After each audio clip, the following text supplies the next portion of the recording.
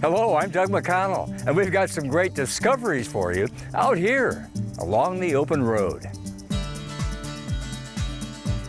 We'll take a mini wildlife safari on Midpen lands in search of the peninsula's striking, endangered, and lesser-known animals we seldom see. We'll travel along an historic trail rebuilt for the future, connecting Silicon Valley to Skyline Ridge. And we'll take stock of Measure AA at its 10th anniversary, looking at what Midpen has done so far and what they still plan to do.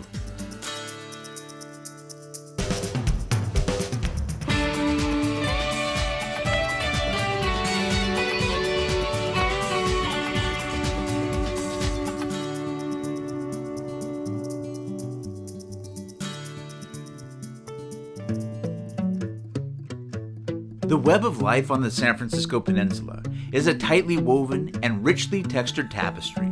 Seeing all of these animals, it reminds me of San Francisco. It's cosmopolitan, and so is this landscape. It's very diverse. Even the misunderstood and least visible play an important role.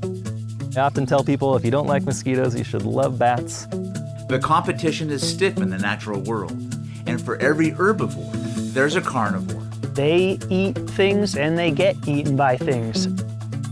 It's a landscape teeming with life, and most of it goes unseen. The peninsula is known for its sweeping views and shaded woodlands, but slithering, swimming, and flying across this landscape are a chorus of characters. Some familiar and some less so, but they're all important to the ecology of these protected Midpen lands. Today we're going on a mini Midpen safari in search of a few of its characters. We'll start at Midpen's La Honda Creek Open Space Preserve, in a part only open to the public through guided naturalist hikes. And I brought my camera in hopes of capturing some good shots of pond life. So Matt, we have a little group of what do you call a group of pond turtles? I actually don't know the collective name for a group of pond turtles. It's not a murder. It's not a murder. Maybe a flotilla or a raft. A raft? A group of pond turtles is called a bale. And we have bales and bales of California's only native freshwater turtle here today. I'm looking right now at 1, 2, 3, 4, 5, 6, 7, 8, 9 pond turtles. Just on one oak branch on the side of the pond. Of more than a dozen ponds scattered across the preserve. This pond hosts one of the biggest populations of western pond turtles in the state. But they're not the only ones using it. It's a great spot for pond turtle as well as many, many other wildlife species. California red-legged frog, and many, many different birds. I see ruddy duck out here. I see coots. In all the years I've been coming here, have just seen amazing things at this spot. It's one of my favorite places on the district, on Midpen land. As beautiful as this landscape is, it's also full of threats. Mountain lions, bobcats, and coyotes are just some of the predators that hunt pond turtles, so they scurry for safety at the slightest sign of danger. I can understand why they're so skittish if everything likes to eat them. There aren't that many good basking opportunities that are, not right on the shore. Mm-hmm. And that's why we see them piled on top of each other like that. Well, Bay Area real estate. Yeah. This is just like the best possible western pond turtle habitat that you could ask for. You've got, this massive water body with, beautiful exposed slopes. We're south-facing slopes and huge open rolling grasslands all around. And that's precisely what this species needs.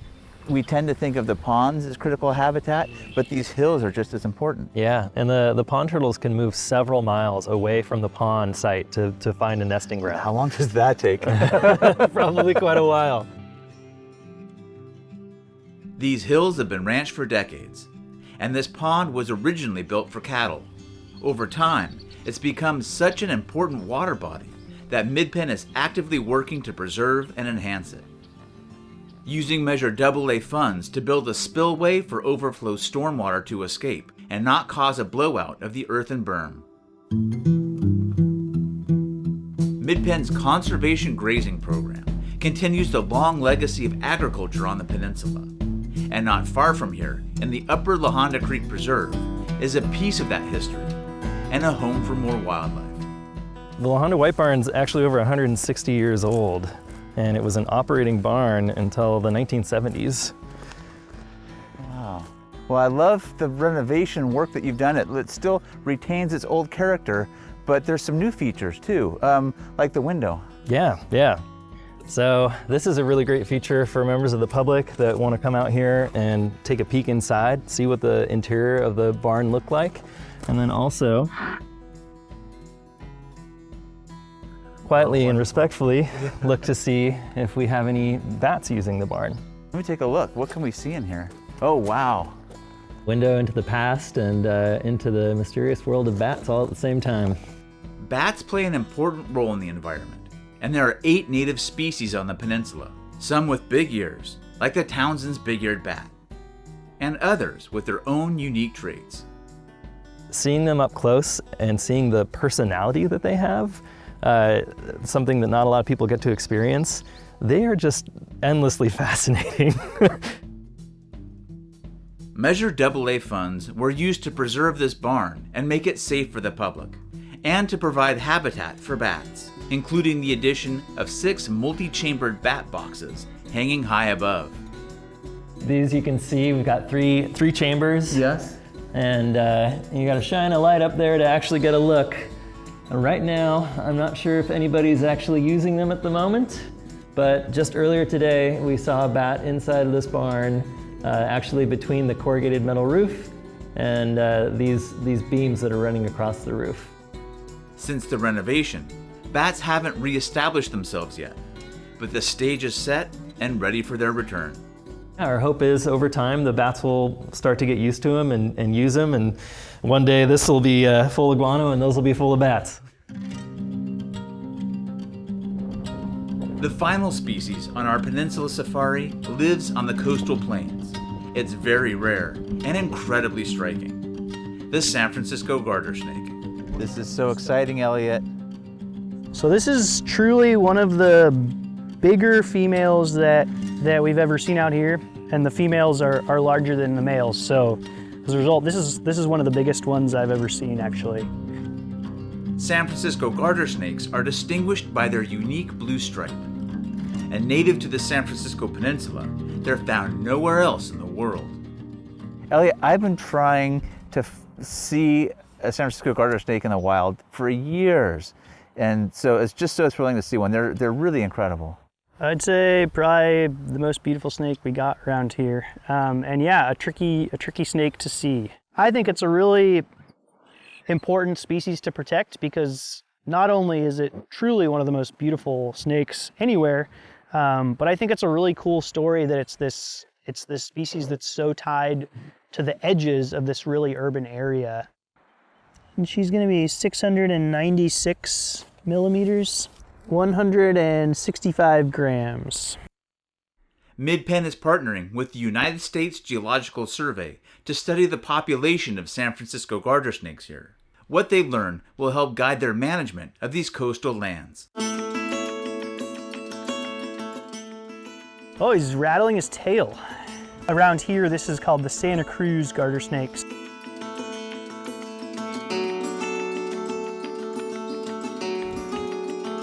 Nobody there? Let's see if we see anybody under here. Nobody home. Oh, I thought that was gonna have one. There's a ringneck snake. All right. Not quite what we're going for, but a really beautiful snake. The assemblage of species we found so far is thrilling, and we have one final board to check for the day. Oh, double boas and a racer. Yep. Nice. Cool. Well, we're really racking up all the different species. Wow. We're seeing everything today, Elliot. This is incredible. What do we have here? We got 3 snakes that all superficially look similar. They're kind of unicolor brown, but these 2 are rubber boas. And at first I thought it might be a mating pair, but it's actually 2 males. And this guy is a racer. He's a little bit more aggravated than they are, just defensive because he was napping under this cover board here and we woke him up. Sorry. So he actually keeps biting himself. He's biting you. Yeah, kind of just like a little pinch. It's Okay. not, Kind of bitey. yeah. Each of the different species we found today have slightly different needs, and knowing that each are able to meet those needs is a good sign for Midpen lands. The goal is a healthy ecosystem, that all of the parts are working together. So we're not just stewarding for the habitat or the wildlife, but the water that is clean water that feeds into areas where people grow food. It really just, everything is connected here. When we come back, an ancient mountain trail is renewed, and Measure AA 10 years on. OpenRoad is made possible by the generous support of our underwriters, dedicated to protecting our natural and historical treasures in the Bay Area and beyond.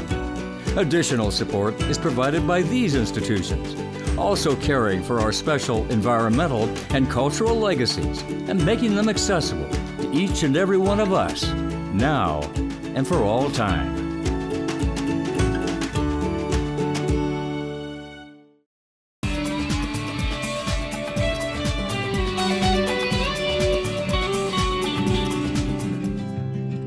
The preserves of the Mid-Peninsula Regional Open Space District span the beauty and diversity of the San Francisco Peninsula, and the best way to experience them is from a trail. It's just a beautiful trail to come out and enjoy. Midpen trails take us to scenic overlooks and shaded creeks, and some people even use them for commuting to work. At one point you come around a turn and you can see the valley kind of off to your left, and it gives you a beautiful view. I think I saw Stanford's Hoover Tower. One of Midpen's many scenic trails is Alpine Road Trail, an old route that has been remade for the future. Alpine Road Trail is a popular route connecting Portola Valley to Skyline Ridge.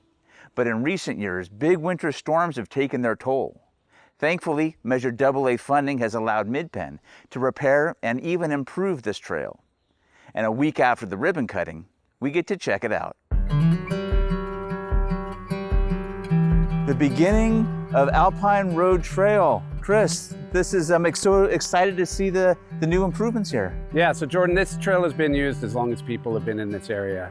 It's been a county road that was never paved all the way up to Skyline. It ended here, the pavement ended here, but it's been used as a trail for decades and decades by generations of Valley residents to get up to the Skyline corridor and all our preserves that are up there without using the roads. It's a natural corridor. I can see why people have used it for so long. Let's go check it out. Let's go. Alpine Road Trail runs through Midpen's Coal Creek Open Space Preserve, and today, Midpen Superintendent Chris Baresi is leading me the 2.6 miles to the top. The trail looks great now, but it's taken a lot of work to get here. In 2018, there was a large washout where a culvert was blocked and then subsequently took out an entire section of the road. It became impassable in some sections, but really the degradation and the consistent erosion into the creek is a problem that once it's created, it's very difficult to fix. Fixing this blowout was an urgent priority, and heavy machinery was brought in to replace the old culverts. But it was just one of many spots that needed help. So Midpen and San Mateo County worked together to redesign and reroute large sections of the trail. Rob and Eric are part of Midpen's trail crew. So this is where the original trail came down, and it was a straight line basically from the top to the bottom with no switchbacks or anything. And the problem you have there is drainage, and the trail just gets overused and it ruts in. There's an art and science to trail building. A trail can't be too steep, but it's got to shed water. It has to feel natural and be reinforced to stand up to heavy use. We want to maintain a gentle 8 to 10% trail grade and provide features that will minimize water erosion, that will minimize crews' time and labor out restoring the trail. Some of my most favorite parts are the flow, and that would be the way it meanders, and it takes you out towards edges of water courses. You can hear the stream, you can hear the birds. A trail should also show off the beauty of the place, its small details, and big landmarks.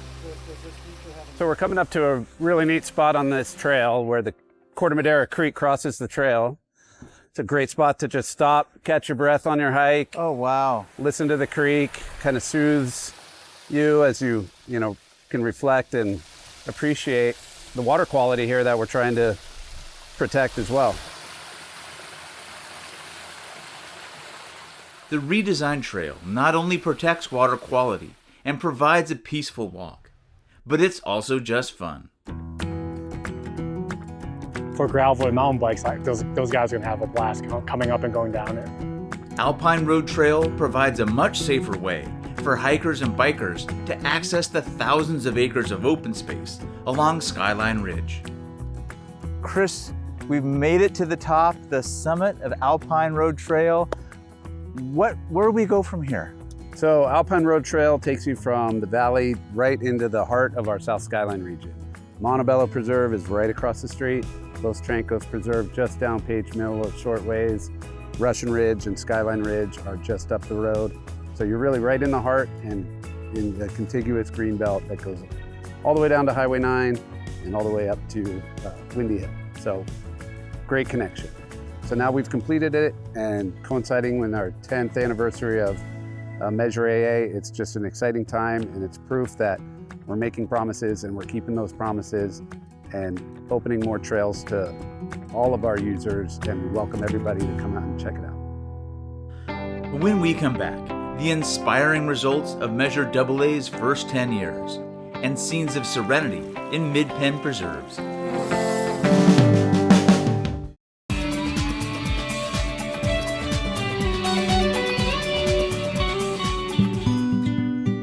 Midpen was created by voters to preserve a regional greenbelt, restore the environment, and provide the public access to nature. In 2014, Midpen went back to the voters with Measure AA, a bond that would allow them to deliver on their community-supported vision plan. The public responded with resounding support, and 10 years into the 30-year life of the bond, the results have been dramatic. And joining us today is Brian Malone, Assistant General Manager for Midpen. Brian, what has been the impact that Measure AA has had on Midpen and the communities it serves? Well, it's allowed us to do the incredible work of preserving open space that we've done, but then also continue into the future. You look around and see this beautiful landscape. A lot of it is preserved open space. And because the public decided to give us additional funding to preserve open space and provide new public access, we've added 10,000 acres of new land, approximately, and then about 31 miles of trails for the public to explore, including lots of great new places for people to get out and enjoy open space. Oh, that's so great to hear. What are some of the ways that you've used that support on the ground? So for example, Mount Umnum, the summit was used Air Force Base, all kinds of old buildings. We restored that entire site, looks beautiful now. You can drive up to the summit and enjoy the incredible views of the Bay Area. Or Bear Creek Open Space Preserve, where you can get to redwoods close to where people live. Russian Ridge Open Space Preserve, Mindigo Hill, we were able to preserve and open up. Also introduce cattle grazing and support agriculture on the coast. Cloverdale Ranch, an incredible new property, brand new preserve, almost 6,000 acres on the San Mateo coast, which has a trail that's open to the public right now, and we'll be looking at public access in the future, public access to La Honda Open Space Preserve, and in preserving these lands that are so important for the creatures that live here. Just the land itself is the resource that we're really trying to protect. It's really amazing what you've accomplished in just these first 10 years since its passage. What about moving forward? What do the next 20 years look like? So the vision plan that we have that the public helped us create really goes through all the different areas that we'd like to protect, new public access, and we'll be adding to that. Fantastic projects like These Santa Cruz Mountains are a bottleneck for genetic diversity for animals like mountain lions. And so we're creating a wildlife crossing across Highway 17, which really stops as a barrier. We're looking at fish passage on the San Mateo coast to help endangered species of fish get up and be able to breed and have new offspring. And then we're also looking at continuing public access, more access at La Honda Creek Open Space Preserve. In the future, who knows what it will bring, but we'll add miles and miles of trail and acres of open space for the public to enjoy. And it's just like incredible that the public has given us this gift to continue the great work that Midpen does. That's so exciting, so much to look forward to. Thank you for all Midpen is doing and the work that you will be doing. Thank you. When we come back, scenes of serenity from Midpen lands. OpenRoad is made possible by the generous support of our underwriters, dedicated to protecting our natural and historical treasures in the Bay Area and beyond. Additional support is provided by these institutions, also caring for our special environmental and cultural legacies and making them accessible to each and every one of us, now and for all time.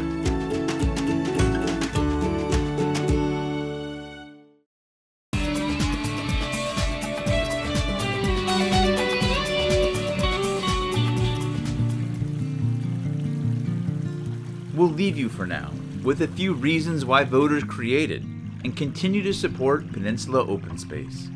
Scenes of Serenity on Midpen lands.